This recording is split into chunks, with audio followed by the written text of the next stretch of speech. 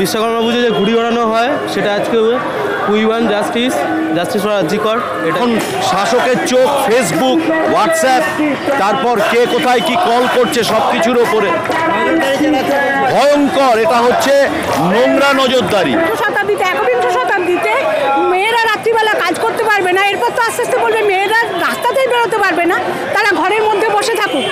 বুকেই আছে, বুকের মধ্যে উঠুক ঝড়, জাস্টিস ফর আরজিকর।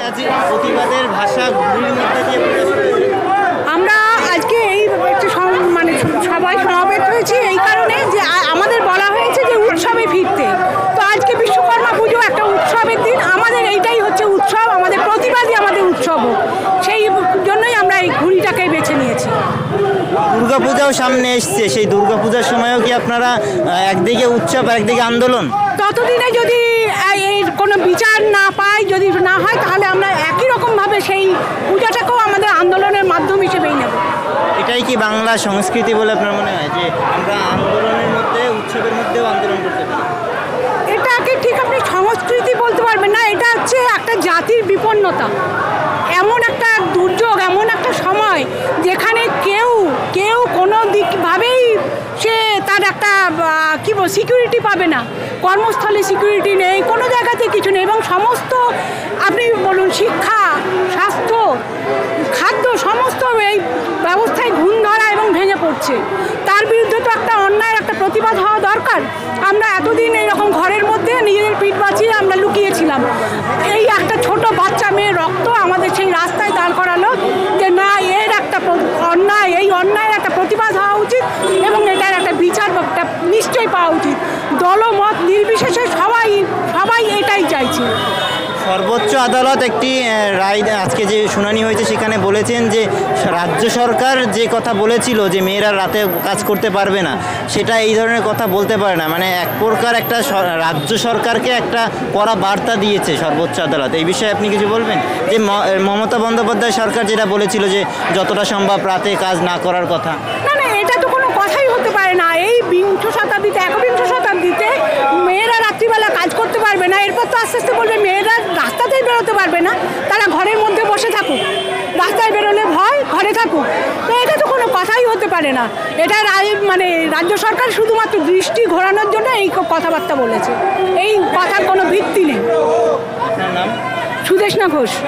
আন্দোলনের মধ্যে আমরা বিভিন্ন চিত্র দেখতে পাচ্ছি। একদিকে যেমন উৎসব, আজকে বিশ্বকর্মা পুজো, ঘুড়ি নিয়ে অনেকে এসছেন, অনেকে ব্যানার ফেস্টুন নিয়ে এসছেন।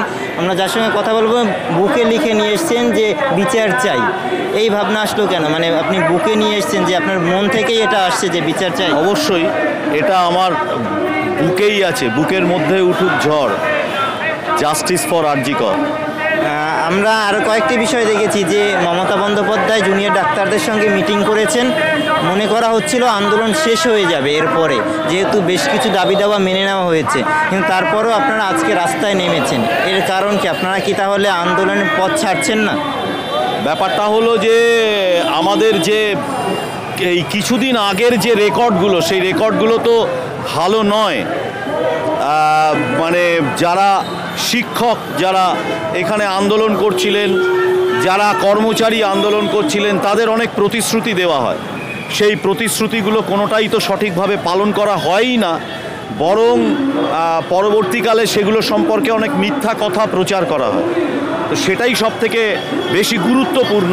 তাই যতক্ষণ না সঠিকভাবে এটা প্রয়োগ হচ্ছে, ততক্ষণ সেই আন্দোলন বন্ধ হবে না। সর্বোচ্চ আদালত যদি মনে করে প্রতিশ্রুতির ভিত্তিতে আন্দোলন বন্ধ হয়ে যাবে, সেটা ভুল। আন্দোলন বন্ধ হবে প্রয়োগের ভিত্তিতে, প্রতিশ্রুতির ভিত্তিতে না। আমরা দেখেছি যে এই আন্দোলনের জেরেই, অনেকে বলছেন আন্দোলনের জেরেই সন্দীপ ঘোষ এবং টালা থানার ওসিকে গ্রেপ্তার করা হয়েছে। যদি আন্দোলনটা না হতো তাহলে সন্দীপ ঘোষকে গ্রেপ্তার করা হতো না, টালা থানার ওসিকে গ্রেপ্তার করা হতো না। আস্তে আস্তে যা কিছু হয়েছে সবটাই তো আন্দোলনের জন্যেই হয়েছে। আন্দোলন হয়েছে বলেই ব্যাপারটা বাধ্যতামূলক হয়েছে। তা নইলে প্রথম দিকে সরকারের তো সেই সদিচ্ছা ছিল না। তাহলে আরজিকর ভাঙচুর, প্রমাণ লোপাট, এগুলোর মধ্যে দিয়েই তো তারা ভেবে বিভিন্ন জায়গায় যখন আন্দোলন হচ্ছে তখন মারধর করেছে, কাউকে গ্রেপ্তার করেছে। সব বেআইনিভাবে গ্রেপ্তার করেছে যারা আন্দোলন করছে। কেউ কিছু মন্তব্য করলেই এখন শাসকের চোখ ফেসবুক, হোয়াটসঅ্যাপ, তারপর কে কোথায় কি কল করছে সব কিছুর ওপরে। ভয়ঙ্কর, এটা হচ্ছে নোংরা নজরদারি, এটা হীরক রানীর দেশের নজরদারি। সেই জন্য বিশ্বাসের জায়গাটা সেটা নেই। আপনি বলছেন নজরদারি চালানো হচ্ছে, কিন্তু অন্য দিক থেকে বলা হচ্ছে যে মানে সক্রিয় ভূমিকা নেওয়া হচ্ছে যাতে সমস্যার সমাধান দ্রুত করা যায়। মমতা বন্দ্যোপাধ্যায় নিজেও তো বিচারের দাবি তুলছেন যে উই ওয়ান্ট জাস্টিস অলসো। বিচারের দাবি তো সবাই তুলতে পারে, তো এবার জুতো মেরে গরু দান, তো এটা একটা প্রবাদ বাক্য আছে। তো অতএব ওই বিচারের দাবির কি মূল্য আছে আমরা জানি না। বিচারের দাবি যদি তুলে থাকে যারা দিনের পর দিন রাস্তায় আছে তারা। সেটিংয়ের কথা একটা বারবার তোলা হচ্ছে, 100 বার সেটিং কেন মনে হচ্ছে? আপনার সন্দীপ ঘোষ তো গ্রেপ্তার হলো বাধ্য হয়ে। এর আগে পর্যন্ত সিবিআই এর যে ঢিলেমি, এই তো ওই যে মানিক বাবু যাকে গ্রেপ্তার করেছিল, সে আবার এতদিন পরে জামিন পেল কি করে? এখানে গ্রেপ্তার করে ধরে রাখা হচ্ছে, আবার কুণাল ঘোষ বেরিয়ে চলে এলো, কি করে হলো? এগুলো তো যা ইতিহাস, সেগুলো মানুষের কাছে ভয়ের, ভরসার ইতিহাস না, ভয়ের ইতিহাস। আমার নাম দেবাশিস সিনহা। মানসিকভাবে সুস্থ থাকাটা আপনার অধিকার।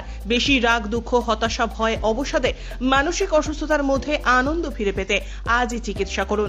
অনলাইনে কাউন্সেলিং এর সুযোগ রয়েছে। Get your mind's best friend doctor B G. Dastidar. স্ক্রিনে দেওয়া নম্বরে যোগাযোগ করুন।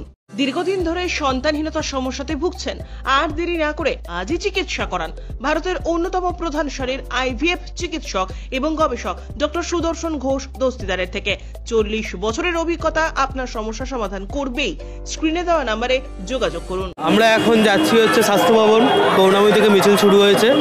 এটা আজকে প্রতিবাদ হচ্ছে বিশ্বকর্মা পুজো যে ঘুড়ি ওড়ানো হয়, সেটা আজকে উই ওয়ান্ট জাস্টিস ফর জিকর, এটা নিয়ে আমরা আজকে প্রতিবাদ করা হচ্ছে। মমতা বন্দ্যোপাধ্যায় তো বার্তা দিয়েছিলেন যে উৎসবে ফিরুন, এতদিন হলো, সেটারই একটা বার্তা।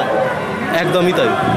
মমতা ব্যানার্জি যেটা বলছে যে করদাম দাশগুপ্ত যেটা অ্যারেস্ট হয়েছেন, ওটা সম্পূর্ণভাবে ভুল, ওটা ওনাকে প্রমাণ করতে হবে। আর একটা জিনিস দেখা যাচ্ছে যে গতকাল যে মিটিং হয়েছে মমতা বন্দ্যোপাধ্যায়ের সঙ্গে জুনিয়র ডাক্তারদের, এরপরে মনে করা হচ্ছিল যে আন্দোলন শেষ হয়ে যাবে, তারপরেও আপনারা রাস্তায় নামবেন। আন্দোলন চলতে থাকবে, আন্দোলন প্রতিদিন হবে, কালকেও হবে, পরশুও হবে। আন্দোলনের শেষ নেই এখানে। অর্পণ চক্রবর্তী।